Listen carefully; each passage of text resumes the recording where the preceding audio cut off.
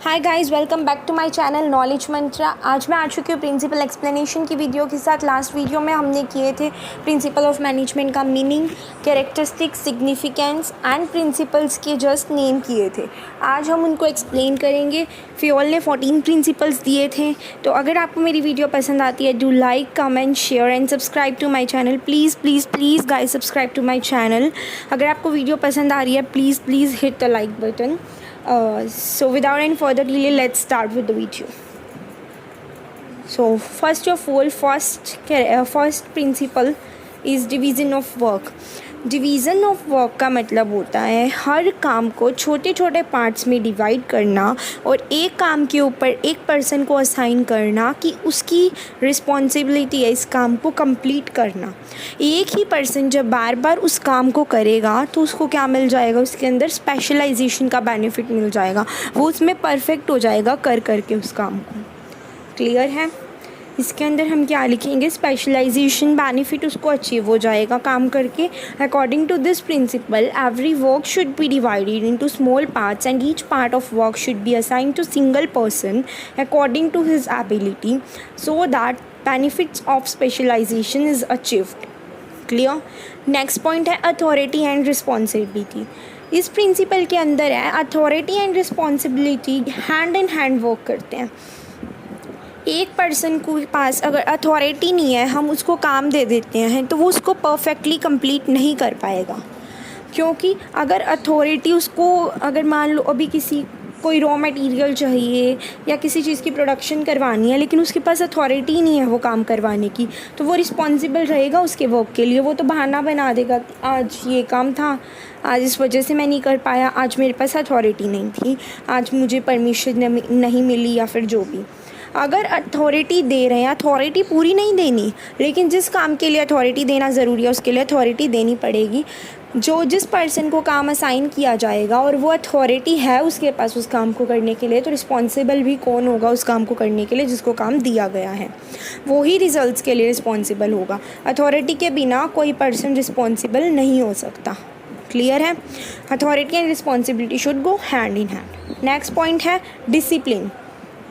एक ऑर्गेनाइजेशन के rules and regulations होते हैं, कोड ऑफ कंडक्ट होता है जो हर किसी को फॉलो करना होता है, जो कि हर कोई फॉलो करेगा, चाहे वो सुपीरियर हो, चाहे वो सबऑर्डिनेट्स हो, चाहे वो काम देखने वाले हो, चाहे वो काम करने वाले हो। हर किसी को ऑब्जेक्टिव्स अचीव करने के लिए क्या करना पड़ेगा, रूल्स और रेगुलेशंस को फॉलो करना पड़ेगा। रूल्स एंड रेगुलेशंस जब फॉलो करते हैं, और वो जो रूल्स एंड रेगुलेशंस की बुक होती है वो किसकी होती है, ऑर्गेनाइजेशन की होती है।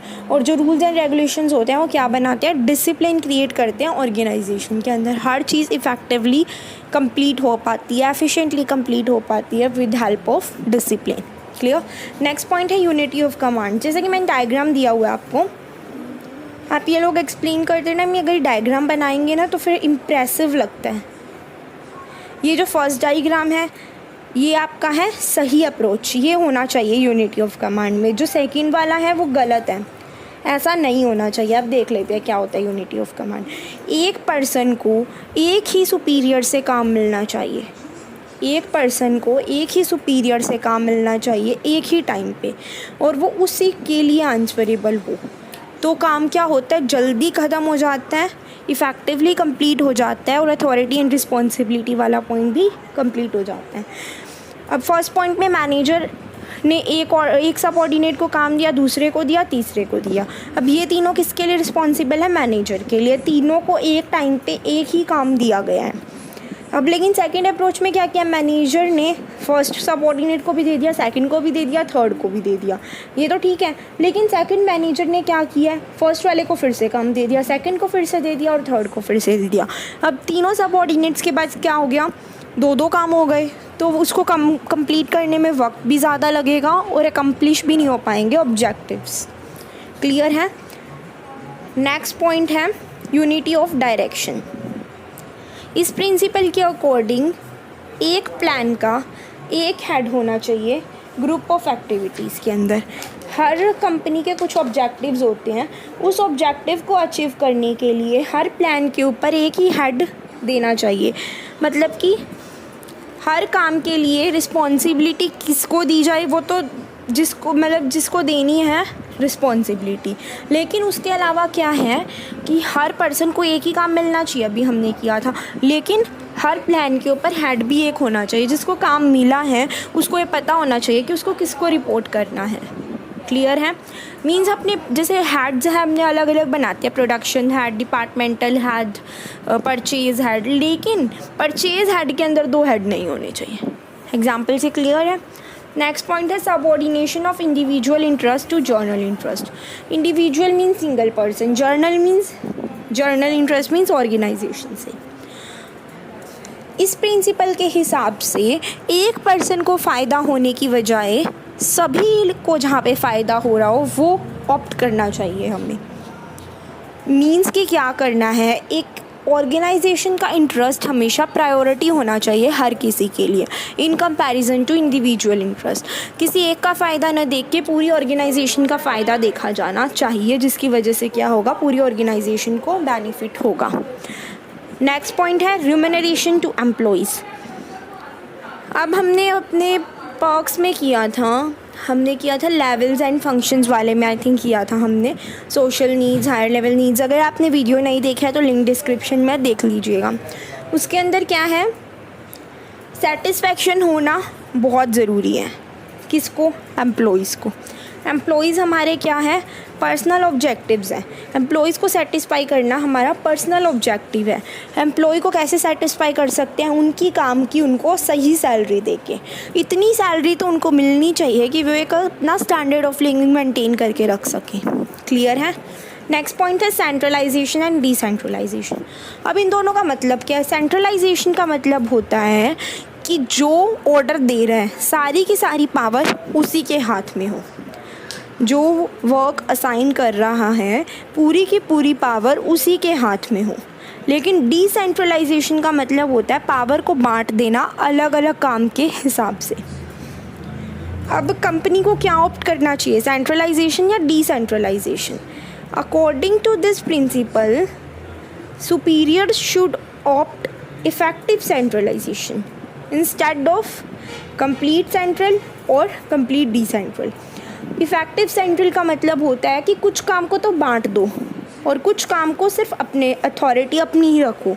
जैसे कि मान लो हर चीज़ का, जैसे मान लो ऑर्डर देना है, रॉ मटेरियल्स ख़त्म हो गया, उसका ऑर्डर देना है, तो परचेज डिपार्टमेंट को अथॉरिटी दे दो कि यू कैन ऑर्डर। लेकिन इसी कंपैरिजन में अगर मान लो कोई फ़ंड रेज़ करना है, कोई बिल पास करवाना है, कोई पॉलिसी रेगुलेट करनी है, तो वो कौन करेगा? Top level management. उसके लिए हम हर किसी को असाइन नहीं कर सकते। क्लियर है? सेंट्रलाइजेशन करना, लेकिन इफ़ेक्टिव सेंट्रलाइजेशन करना मीन्स कुछ काम को बांट दो, कुछ अपने तक रखो। क्लियर है? नेक्स्ट पॉइंट है हमारा स्केलर चेन। ये क्वेश्चन है इम्पोर्टेंट। स्केलर चेन एग्ज़ाम्स में आ जाता है, हमारे टाइम पे भी आया था। स्केलर चेन का मतलब क्या होता है? फेओल ने स्केलर चेन दी है जिसका मतलब होता है कम्युनिकेशन कैसे होना चाहिए। फेओल बताते हैं कि कम्युनिकेशन होता है वो एक अथॉरिटी लाइन के अकॉर्डिंग होना चाहिए, जो हाईएस्ट से लोएस्ट या फिर लोएस्ट से हाईएस्ट जाएगी। मीन्स बीच में किसी भी पर्सन को स्किप नहीं किया जाएगा, हर किसी को कम्युनिकेट करके वो नेक्स्ट को कम्युनिकेट करेगा। क्लियर है? अब इसमें फर्स्ट पॉइंट देखते हैं। Fayol's opinion, chain must be followed in strict manner. It means each communication must be moved from top to bottom और bottom to top in straight line. No step should be missed. Chain को क्या है, strictly follow किया जाना चाहिए। हर communication को या तो टॉप टू बॉटम होना चाहिए या फिर बॉटम टू टॉप होना चाहिए। एक स्ट्रेट लाइन बना दी जाती है जिसके अंदर क्या होगा, कम्युनिकेशन होगा, तो हर किसी तक होगा कम्युनिकेशन। ऐसा नहीं है कि 2 पर्सन्स बात कर ले और बाकी बीच में सब छोड़ दें। हर किसी तक बात जानी चाहिए, किसी भी स्टेप को मिस नहीं करना है। क्लियर? नेक्स्ट पॉइंट है फेओल का लेटर। ये अभी हम करते हैं। यूटिलिटी, अथॉरिटी एंड कम्युनिकेशन के क्लियर सिस्टम की वजह से क्या होता है, अगर हर किसी के पास बात पहुंच चुकी है तो उसकी वजह से प्रॉब्लम्स को जल्दी सॉल्व किया जा सकता है। मींस हेल्पफुल है स्केलर चैन हमारे बिजनेस के लिए। अब एक गैंग प्लैंक का क्या मीन है, जैसे कि अभी मैंने बोला कि स्ट्रेटली हर किसी को कम्युनिकेट किया जाना चाहिए, लेकिन गैंग प्लैंक क्या है, एक एक्सेप्शन है स्केलर चैन के अंदर। अगर किसी इमरजेंसी के केस में दो सेम लेवल के लोग आपस में डिस्कस कर लेते हैं तो क्या होगा, कर सकते हैं, मींस इक्वल रैंक के दो लोग डायरेक्ट कांटेक्ट बना सकते हैं इमरजेंसी के केसेस में। क्लियर है। अब देखते हैं स्केलर चैन का डायग्राम। ये देखिए ऐसा होता है स्केलर चैन का diagram, A to B, B to C, C to G, D to E, E to F, F to G। इस तरह से जाना चाहिए कम्युनिकेशन। बीच में ना तो C को स्किप करना ना D को करना, किसी को स्किप नहीं करना है बीच में। A ने अगर G को कोई बात बोलनी है तो उसको पहले B को बोलनी पड़ेगी, B से C तक जाएगी, C से D तक, ऐसे करके G तक पहुँचेगी। वो डायरेक्टली नहीं कर सकते। लेकिन अगर मान लो कोई इमरजेंसी का केस है तो जैसे यहाँ पे लाइन ड्रॉ की हुई है F और P के बीच में, मीन्स सेम इक्वल रैंक के लोग आपस में बात कर सकते हैं इमरजेंसी के केस में। क्लियर। नेक्स्ट पॉइंट है ऑर्डर।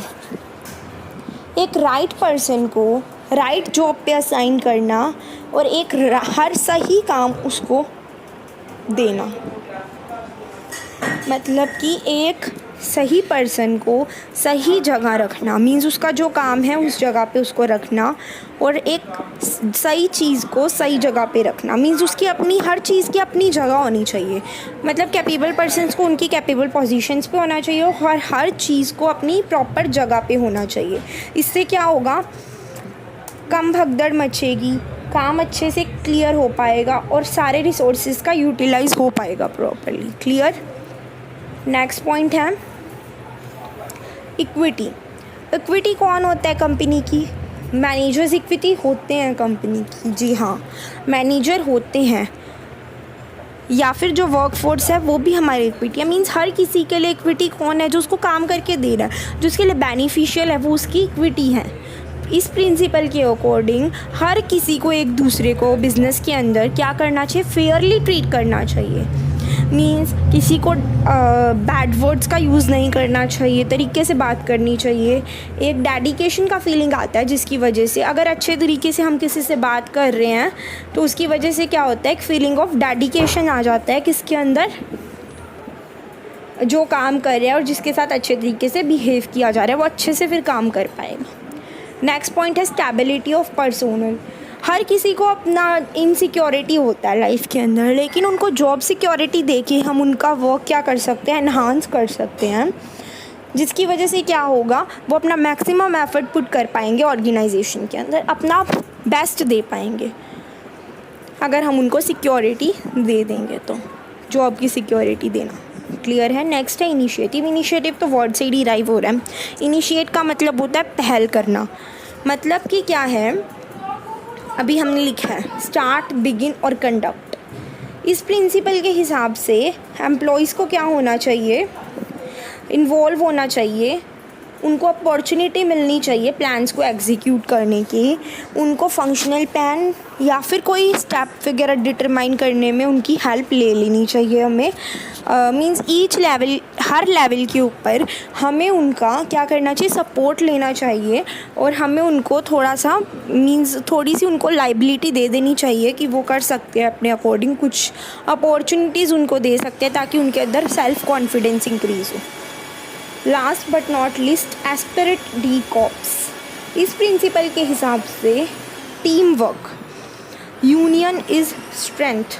वर्ड सुना, यूनियन इज़ स्ट्रेंथ, कि अनेकता में एकता। मीन्स क्या होनी चाहिए कि सबके अंदर एक टीम वर्क होना चाहिए, हमें हारमनी एस्टेब्लिश करनी है सभी ग्रुप के लोगों के अंदर और सभी वर्कर्स के अंदर, और हमें क्या करना है, उनके बीच में एक टीम स्पिरिट डेवलप करनी है। और ये काम वर्कफोर्स के अंदर टीम स्पिरिट क्रिएट करने का काम कौन करेगा, मैनेजर करेगा।